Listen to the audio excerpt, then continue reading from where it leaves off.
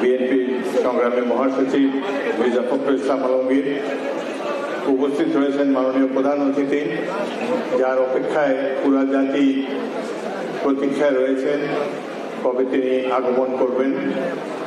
বিএনপির সংগ্রামী acting chairman জনাব তারেক রহমান, মঞ্চে উপবিষ্ট বিজ্ঞ আলোচকবৃন্দ, আমার সামনে উপবিষ্ট বিএনপি এবং অঙ্গ সংগঠনের নেতৃবৃন্দ, প্রিয় ভাই ও বোনেরা, আসসালামু আলাইকুম। 16 ডিসেম্বর এক মহাগৌরবের দিন, বিজয় দিবস।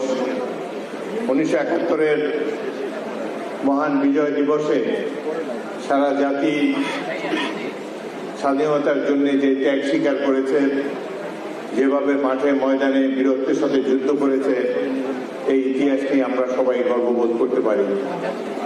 কিন্তু স্বাধীনতার অব্যবহিত পরেই 71-এর মুক্তিযুদ্ধের সেই ইতিহাসকে ভুলিয়ে দেবার চেষ্টা করেছে ক্ষমতাসীন দল আওয়ামী লীগ। তারা এই ধারণাটি দিয়েছে জনগণকে